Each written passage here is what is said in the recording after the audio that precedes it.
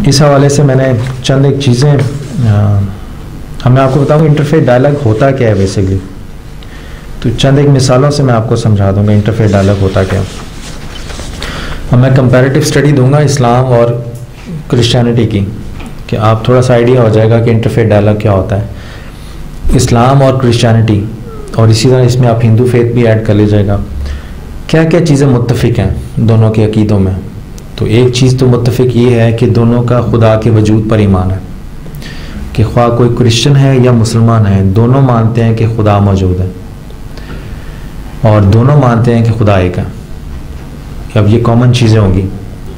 جب آپ کسی سے دوستی, بھائی چارہ, پیار محبت ڈیولپ کرتے ہیں تو کچھ چیزیں مشترک ہوتی ہیں جس کی وجہ سے ایک دوسرے کو پسندیدگی کی شکل سے دیکھتے ہیں نا. تو اب وہ چیزیں بتا رہا ہوں جس کی وجہ سے آپ ایک دوسرے سے پیار محبت اور عزت اور احترام کا رشتہ ڈیولپ کر سکتے ہیں. دوسرا کامن چیز اسلام اور کرسچینٹی میں یہ ہے کہ دونوں سلسلہ نبوت اور رسالت پر ایمان رکھتے ہیں, کہ انبیاء کا ایک سلسلہ آیا, اس میں مختلف انبیاء علیہ السلام آئے. اس کا کرسچینٹی میں بھی بلیف ہے اور اسلام میں بھی بلیف ہے.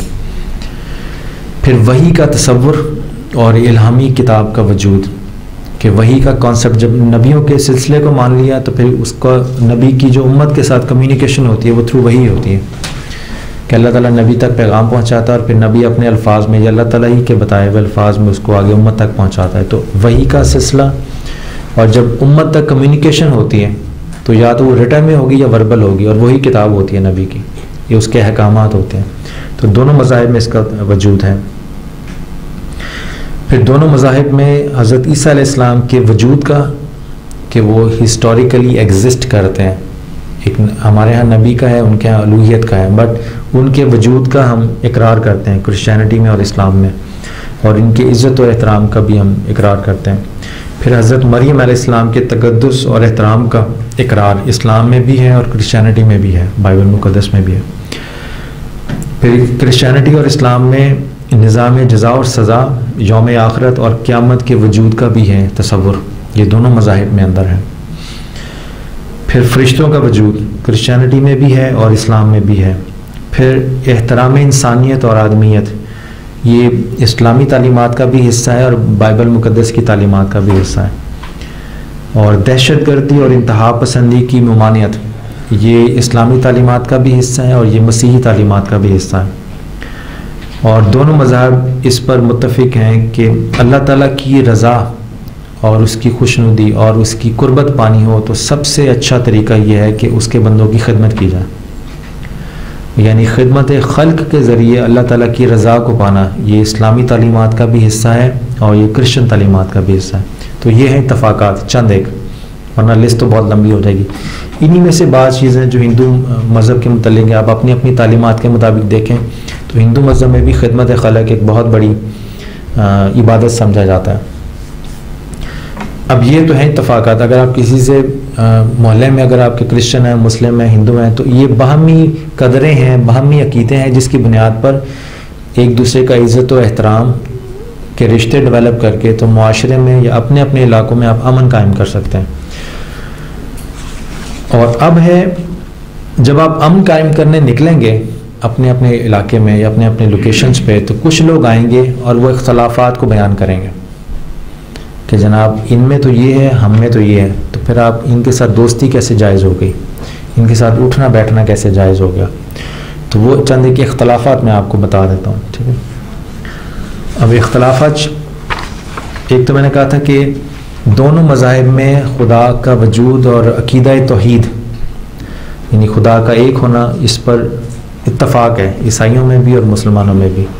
مگر اس میں ایک فرق ہے کہ ہمارے ہاں عقیدہ توحید کی جو وضاحت ہے وہ مسیحی عقیدہ توحید کی وضاحت سے مختلف ہے.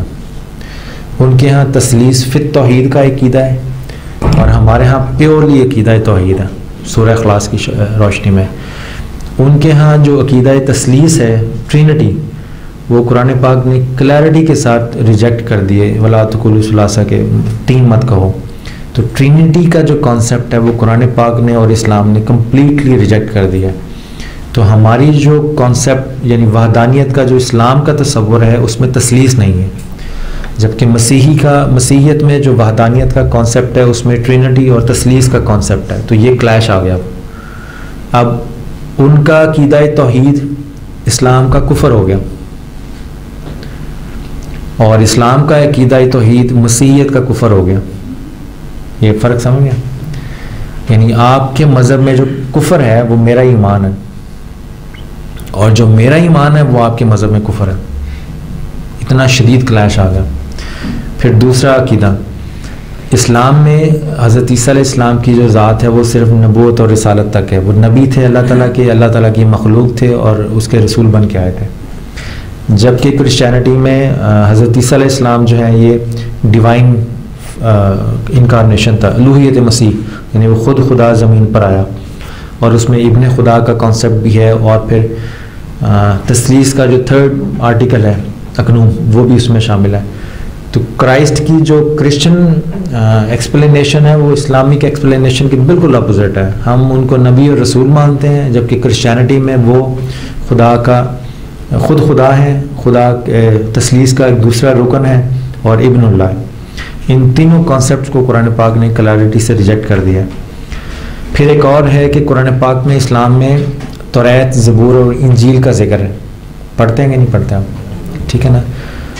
اور اگر آپ کرسچن بکس پڑھیں جو مختلف کرسچن بک شاپس میں ملیں گی جو مسلمانوں کے لیے لکھی ہوئی ہیں تو اس میں سارے دلائل یہ دیے ہوں گے کہ یہ وہ انجیل ہے, یہ وہ توریت ہے, یہ وہ زبور ہے جس کا قرآن میں ذکر ہے. تو لہٰذا مسلمانوں کو چاہیے اس پہ ایمان لائیں. جب آپ مناظرے کی کتابیں پڑھیں گے نا اسلام اور عیسائیت کے حوالے سے تو مسیحیوں کا نقطہ نظر یہ ہے کہ یہ وہ کتابیں ہیں جس کا ذکر قرآن میں ہے. اب کلیش اس میں کیا ہے؟ کلیش اس میں یہ ہے کہ مسلمانوں کا نقطہ نظر یہ ہے کہ یہ وہ کتابیں نہیں ہیں جس کا قرآن میں ذکر ہے. بے شک نام وہی ہیں مگر نام کے بعد پھر کانٹینٹس جو ہیں اس کے وہ نہیں ہیں جو الہامی کتابیں جو توریت, زبور, انجیل اللہ تعالیٰ نے قرآن کے حوالے سے نازل کی تھی. ٹھیک ہے. اور اس کی چھوٹی سی مثال ڈیٹیل میں جائے بغیر, اگر کوئی مسیحی بھائی کہتے ہیں کہ یہ وہ توریت ہے جو حضرت موسیٰ علیہ السلام پہ نازل ہوئی, یا یہ وہ انجیل ہے 4 گاسپلز اور عہد نامہ جدید جو حضرت عیسیٰ علیہ السلام پہ نازل ہوا جس کا ذکر قرآن میں ہے, تو پھر ہم سمپل ایک سوال پوچھتے ہیں کہ قرآن پاک میں لکھا ہوا ہے کہ توریت, زبور اور انجیل میں حضور صلی اللہ علیہ وسلم کی, حضرت محمد صلی اللہ علیہ وسلم کی نبوت اور رسالت اور ان کی آمد کی پیشن گوئیاں لکھی ہوئی ہیں.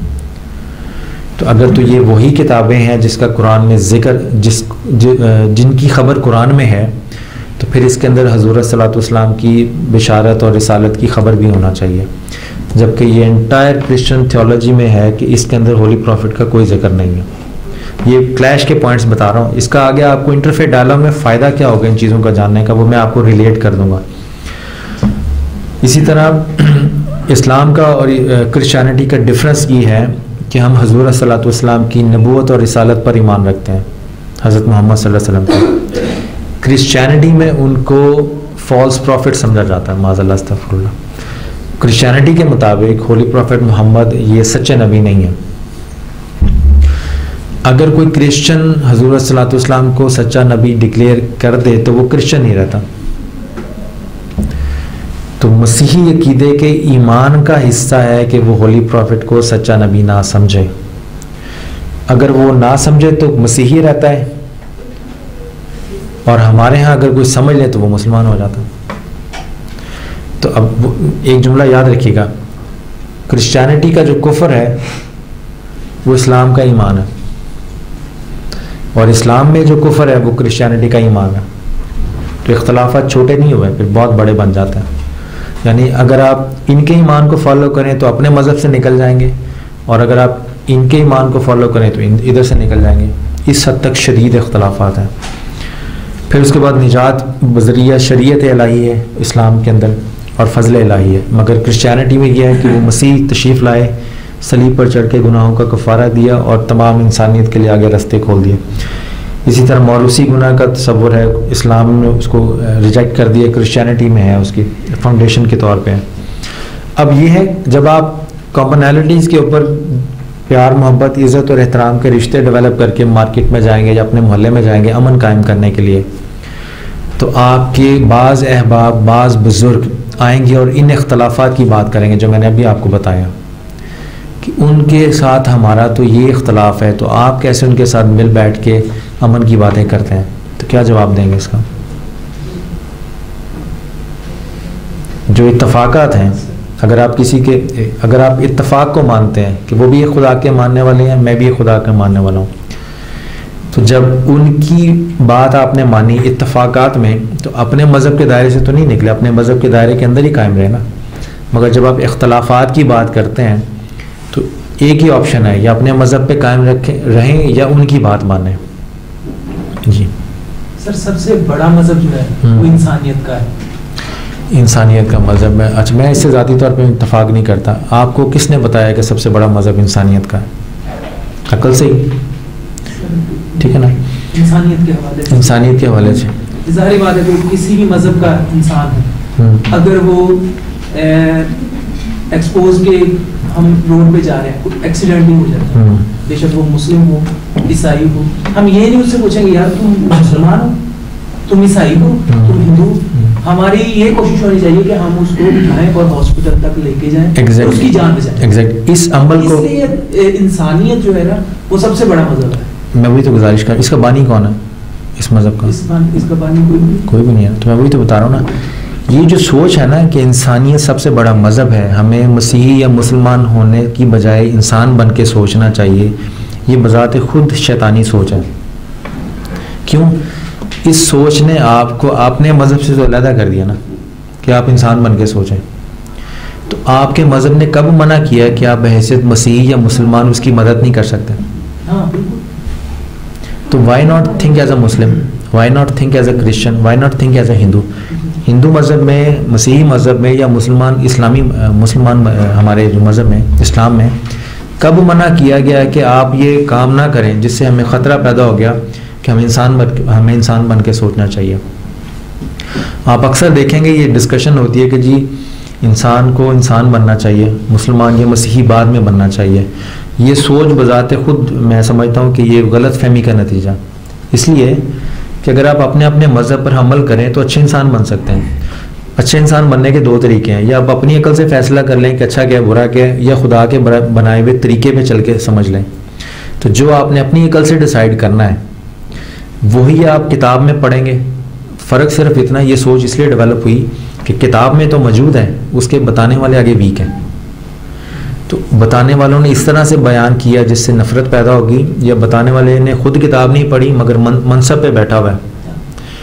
اب اس کی جہالت کا نقصان کیا ہوا کہ ہم نے وہ جو مذہب کے اندر ٹیکسٹ کے اندر تعلیمات ہیں، ان ٹیکسٹ کی تعلیمات پر عمل کرنے کی بجائے یہ سمجھ لیا کہ یہ اچھا عمل اگر ہم خود سے کر لیں تو ہم ایک اچھے انسان ڈکلیئر ہو جائیں گے، حالانکہ وہی عمل کرنے کی تعلیم قرآن پاک میں بھی ہے، بائبل مقدس میں بھی ہے۔ اگر آپ دیکھیں غریب کی مدد کرنا، یا دو بھائی اگر لڑ پڑے ہیں تو اس میں صلح کروا دینا، یا رحم دل ہونا، ہم ایک اچھے انسان ہونے کی حیثیت سے بھی کر سکتے ہیں اور ایک مسلمان یا مسیحی یا ہندو ہونے کی حیثیت سے بھی کر سکتے ہیں۔ اب فرق اس میں یہ ہے، جب آپ اچھے انسان ہونے کی حیثیت سے کریں گے تو آپ کا جو مینٹل کنیکشن ہے یہ کس سے اٹیچ ہوگا؟ اپنے آپ سے، ٹھیک ہے نا، کہ میں اب اچھا انسان ہو گیا ہوں، یا میں نے انسانیت کے نام پہ یہ کام کر دیا۔ مگر یہی کام جب آپ یسوع مسیح کو ذہن میں رکھ کے کریں، حضور صلی اللہ علیہ وسلم کی ذات کو ذہن میں رکھ کے کریں، اللہ تعالیٰ کو ذہن میں رکھ کے کریں، یا اپنے ہندو عقیدے کے مطابق جس کو بھی ذہن میں رکھ کے کرنا چاہتے ہیں، اس کا فائدہ یہ ہوگا کہ جب آپ اچھا کام کر رہے ہوں گے تو آپ کا اچھا کام کرنے کے ساتھ ساتھ دھیان اور مائنڈ کنیکٹڈ ہوگا اپنی اعلیٰ ذات کے ساتھ۔ اگر میں مسلمان ہوں، اچھا کام کو اچھا کام سمجھ کے کر رہا ہوں تو اس کا فائدہ مجھے بس یہ ہوگا کہ اطمینان قلب ہوگا۔ مگر جب میں اپنے خدا کو یا حضور صلی اللہ علیہ وسلم کی ذات کو ذہن میں رکھ کے کر رہا ہوں تو وہ ایک سینس آف اٹیچمنٹ ڈیولپ ہوتی ہے جو آپ کو اپنے مذہب میں پختہ کرتی ہے، حضور صلی اللہ علیہ وسلم سے عشق اور محبت کو تعلق کو مزید مضبوط کرتی ہے۔ اگر آپ یسوع مسیح کو ذہن میں رکھ کے یہ کام کر رہے ہیں تو کام تو کر ہی رہے ہیں، مگر کام کا اجر اور پھل کیا ہوگا کہ آپ کی کنیکٹیوٹی اور اٹیچمنٹ یسوع مسیح کے ساتھ پہلے سے زیادہ پختہ ہو جائے گی۔ تو آپ کی کنیکٹیوٹی میں پختگی آپ کا ریوارڈ ہے۔ اگر آپ صرف اچھا انسان بن کے انسانیت کے نام پہ کچھ کر رہے ہیں تو کس سے کنیکٹ ہوں گے آپ کے پاس تو ہے ہی کچھ نہیں۔ جس سے کنیکٹ ہونا تھا اس کو تو آپ نے سائٹ پہ کر دی، جی میں اچھا انسان بن کے کام کر رہا ہوں انسانیت کے نام پہ. یہی اچھا کام انسانیت کے نام پر کرنے کی بجائے یہی اچھا کام آپ بحیثیت مسیحی ہونے کے یا بحیثیت مسلمان ہونے کے یا بحیثیت ہندو ہونے کے اپنی اعلیٰ قدروں یا اپنی شخصیات کے ساتھ اٹیچ ہو کے کیوں نہیں کر سکتے؟ مثال کے طور پہ حضور صلی اللہ علیہ وسلم کی ایک حدیث تھی بخاری شریف میں ہے کہ آپ اپنے صحابہ کرام کے ساتھ بیٹھے ہوئے تھے تو ایک جنازہ قریب سے گزرا تو آپ کھڑے ہو گئے تو صحابہ کرام نے فرمایا یا رسول اللہ یہ ایک یہودی کا جنازہ ہے. تو آپ نے فرمایا کہ اب انسان نہیں تھا. ٹھیک نا. اب احترام انسانیت کا یہ جو سبق ہے اگر میں اپنے اینڈ پہ کر لوں تو وہ ٹھیک ہے, مگر اگر وہی عمل میں سنت رسول سمجھ کے کروں تو کیا میرا اسلام کے ساتھ تعلق پختہ نہیں ہو جائے گا؟ تو میں نے وہی بتایا نا, ایک پاکستان میں ایک جو یونیورسل مذہب ہے جہالت کا, وہ شیطان کی کوشش یہ ہوتی ہے کہ بے شک یہ جس مرضی مذہب کا ہے, یہ بے شک ہندو ہے, یہ کرسچن ہے, یہ مسلمان ہے, اس کی اپنے مذہب سے اٹیچمنٹ نہیں رہنے دینی. ایسے آئیڈیاز ڈیولپ کرو کہ اچھے کام بھی کرتا رہے اور ڈیٹیچ بھی رہے. دس از مائی پوائنٹ. ٹھیک ہے جی. تو اب کیا کریں گے جب اتنے شدید کلیش لے کے آ جائیں گے تو کیا کریں گے؟ کیا بتائیں گے جی کہ ہم تو اچھے کام کرنے نکلے تھے, اب تو ہمارے درمیان ایمان اور کفر کا مسئلہ آ گیا, تو کیا کریں؟ تو اس کا سمپل طریقہ یہ ہے, یہ چیزیں میں رکھ لیجیے گا کہ انٹرفیتھ ڈائلاگ, مکالمہ بین المذاہب, یہ عقیدے یا نظریے کے بدلنے کا نام نہیں ہے. بڑی سادہ سی ڈیفینیشن ہے. مثال کے طور پہ مشکات میں ہے حدیث, حضور صلی اللہ علیہ وسلم نے فرمایا کہ روز قیامت ایک شخص اللہ تعالیٰ کے حضور پیش ہوگا اور اللہ تعالیٰ اس سے فرمائیں گے کہ میں بھوکا تھا, تم نے مجھے کھانا نہیں کھلایا, میں پیاسا تھا, تم نے مجھے پانی نہیں پلایا, میں بیمار تھا, تم میری تیمارداری کے لیے نہیں آئے. تو وہ شخص حیران ہو کے پوچھا گا کہ یا اللہ آپ تو ان حاجتوں سے پاک ہیں. تو اللہ تعالیٰ فرمائے گا کہ میرا ایک بندہ بیمار تھا, بھوکا تھا, پیاسا تھا, تو تم نے اگر اس کی تیمارداری کی ہوتی, اس کو کھانا کھلایا ہوتا, اس کو پانی پوچھا ہوتا, تو وہ بالکل ایسے تھا جیسے میرے ساتھ کیا. اس حدیث کو ذہن میں رکھ لیں, اور ایگزیکٹلی یہی کوٹیشن ہے انجیل لوکا میں ہے, متنی میں غالباً. اب یہ دیکھیں ان دونوں چیزوں سے کیا ثابت ہوا کہ اگر آپ نے اللہ کی رضا اور قربت پانی ہے تو کسی کی خدمت کریں, کسی کی دکھ درد کو شیئر کریں, کوئی بیمار ہے اس کی تیمارداری کریں, کوئی بھوکا ہے اس کو کھانا کھلا دیں. جب آپ دوسروں کے دکھ درد شیئر کریں گے تو اس عمل کے اندر آپ کو خدا اپنی ذات کا اور اپنی برکت کا اور اپنی محبت کا تجربہ کرائے گا کہ خدا اپنی عبادت بھی بہت ضروری ہے. عبادت کے ذریعے اتنی جلدی اپنے آپ کو اٹیچ نہیں کرواتا جتنا بہت جلدی آپ کسی کی خدمت کریں یا کسی کے کام آنے سے ہوتا ہے. تو آپ اس انٹائر اسلامک شریعت کا انالیسس کر لیں, خدمت خلق سے بڑھ کر کوئی عبادت نہیں ہے اسلام کے اندر. اگر آپ نماز, روزہ, حج, زکوٰۃ, یہ ساری عبادتیں اپنی جگہ بالکل بجا ہیں, کرنی چاہیے, مگر ہر عبادت کا جو نتیجہ ہے شریعت اسلامیہ میں وہ اینڈ پہ آ کے یہ نکلتا ہے کہ ان ساری عبادتوں سے آپ نے اچھا انسان بننا ہے تاکہ ان عبادتوں سے حاصل ہونے والے اثرات آپ کی شخصیت پر غالب آ جائیں, اور اچھا انسان بن کے پھر آپ نے دوسروں کی خدمت کرنی. تو عبادت آپ کو اچھا انسان بنانے کے لیے ہوتی ہے, محض اچھا بن کے بیٹھ جانا یہ کوئی اس کا فائدہ نہیں ہے. تو خدمت خلق الٹیمیٹلی ایک ایم ہے جو اسلام نے اپنے دیا. تو انٹرفیتھ ڈائلاگ, اگر آپ کسی کے دکھ درد میں شریک ہو رہے ہیں, اپنے علاقے میں کسی کے کام آ رہے ہیں, کسی کی مصیبت میں مدد کر دی, کوئی ایکسیڈنٹ ہے ہاسپٹل میں پہنچا دیا, کسی غریب کی شادی ہے اس میں کنٹریبیوٹ کر دیا, کسی کی بیٹی کی شادی میں, تو ان سارے کاموں کے کرنے سے آپ نے اپنے ایمان کو کون سے کفر میں تبدیل کر لیا. یہ گوٹ دا پوائنٹ. اگر آپ مسلمان ہیں تو مسلمان رہیں گے, اگر وہ کرسچن ہے تو کرسچن ہیں. ہمیں کرسمس کا مثال کے طور پہ ہے کہ جانا چاہیے یا نہیں جانا چاہیے, اکثر سوال ہوتا ہے.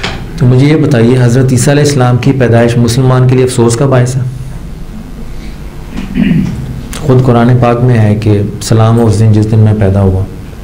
تو نبی کی پیدائش کا دن سلامتی کا دن ہوتا ہے کیونکہ اس دن وہ اللہ تعالیٰ کی خوشخبری اپنی امت کے لیے لے کے آتا ہے. تو کرسمس میں بحیثیت مسلمان آپ اس سینس میں شریک ہو سکتے ہیں کہ حضرت عیسیٰ علیہ السلام کی ولادت کا دن ہے, آپ ایک دوسرے کو مبارکباد دے سکتے ہیں, مگر بحیثیت مسلمان ان کے کرسمس کے اندر جو کرسچن کے مذہبی رسومات ہیں اس میں شریک نہ ہو. کیونکہ وہاں پہ پھر آپ کی اپنی آئیڈینٹی ہے جو ڈسٹرب ہوتی ہے. مگر آپ ایک دوسرے کے ساتھ خوشی تو بانٹ سکتے ہیں. اگر کرسمس ڈنر پہ کوئی بلا لیتا ہے چلے جائیں. کرسمس کا ڈنر کھانے سے آپ کون سا عیسائی ہو جائیں گے؟ کھا تو مرغی ہی رہے نا. تو اگر کسی کرسچن کے گھر میں پکی ہوئی ہے تو اسے آرام تو نہیں ہو جائے گی. ٹھیک ہے. تو حرام کھانے کی ممانعت ہے. حلال چیز اگر کسی کے گھر میں پکی ہو وہ کھانے کی ممانعت تو نہیں ہے. اگر اہل کتاب کی عورتوں سے شادی جائز ہے تو پیچھے کیا بچتا ہے آپ کے لیے؟ ٹھیک ہے نا. تو اس طرح آپ دیکھیں ہمارا انٹائر فوکس کیا ہے جب ہم بات کرتے ہیں ایک دوسرے سے جو خرابی انتہا پسندی کی, کہ ہم انٹائر فوکس ہمارا اسلام پھیلانے کا یہ ہے کہ ہم نے کس کس چیز سے بچنا ہے, بس اسی پہ فوکس ہے. اس سے پرے رہو, اس سے پرے رہو, اس سے پرے رہو, تاکہ ہماری اسلام اور ہماری مسلمانی پختہ رہے. مگر اگر آپ بزرگوں کو پڑھیں جنہوں نے جینون کتابیں لکھی ہیں اسلام کے حوالے سے, ہمارے جو اوائل دور کے بزرگ ہیں, ان کا سارا فوکس یہ رہا ہے کہ ہم نے کس کس کو قریب لانا ہے. ہمارا فوکس ہے کہ ہم نے کس کس سے بچنا ہے. ہمارے جو بزرگ تھے ان کا سارا فوکس شریعت میں کتابیں لکھنے میں تھا کہ کس کس کو قریب لے کے آنا. اب آپ خود ہی اندازہ لگا لیں کہ جو ہماری اسلام کی انٹرپریٹیشن ہے اس میں, جیسے آپ نے کہا نا کہ اسلامی ریاست میں کسی نان مسلم کا تبلیغ کرنا جائز ہے یا نہیں ہے, ٹھیک ہے نا. تو میں پہلے یہ کہوں گا پہلے ریاست کو اسلامی تو بنا لیں. جب وہ اسلامی بن جائے گی پھر یہ چیزیں بھی ڈسکس کر لیں گے, ٹھیک ہے نا. تو کوئی بے شمار ایسے ایشوز ہیں کہ جس میں ہم اپنے یعنی اگر میں اس کو دوسری مثال دوں کہ بدتمیز آدمی اگر بچپن سے اس کی تربیت ٹھیک نہیں ہے اور خدا نہ خواستہ وہ مولوی بن گیا تو وہ جتنا فتنہ اور فساد پیدا کرے گا اس کا تو یعنی امیجن کرنا بھی مشکل ہو جائے گا. اسی طرح میں بعض کا ذاتی طور پہ بعض ایسے لوگوں کو جانتا ہوں جو اپنے محلے کے نامی گرامی گنڈے اور بدماش تھے. انہوں نے فیصلہ کیا میں اب مذہبی ہو جاتا ہوں. وہ چرچ کے پریس بن گئے. پہلے وہ گنڈا گردی اور بدماشی کے نام پر معاشرے میں خرابی پیدا کرتے تھے, اب وہ چرچ کے اوپر ممبر پہ کھڑے ہو کے سرمن دیتے ہیں. یعنی طریقہ واردات بدل لی ہے, طبیعت نہیں بدلی. تو کیا اس پادری کا جو پہلے جس نے طریقہ واردات بدل لیا ہے, کیا اس کا بلیم آپ کرسچینٹی کو دیں گے؟ مسیح نے تو نہیں کہا کبھی. اسی طرح ایسا مولوی جس نے طریقہ واردات چینج کر لیا, کیا آپ اس کا الزام اسلام کو دیں گے؟ اسلامی تعلیمات میں تو نہیں ہے. تو دونوں مذاہب کی تعلیمات نے اپنے اپنے اینڈ پہ اپنے اپنے لوگوں کو پیشن گوئیوں کے ذریعے پہلے سے خبردار کر دیا ہے کہ مسلمانوں میں بھی برے لوگ ہوں گے اور عیسائیوں میں بھی برے لوگ ہوں گے اور ہندوؤں میں بھی برے لوگ ہوں گے. مگر جب کبھی کسی برے آدمی کو دیکھیں تو اس برے آدمی کو دیکھ کر اس کے مذہب کے متعلق جب فیصلہ کرنا ہے تو اس مذہب کی بنیادی تعلیمات کو پڑھ کے دیکھیں کیا اس مذہب میں بھی ان حرکتوں کی گنجائش ہے یا نہیں ہے. ٹھیک ہے جی.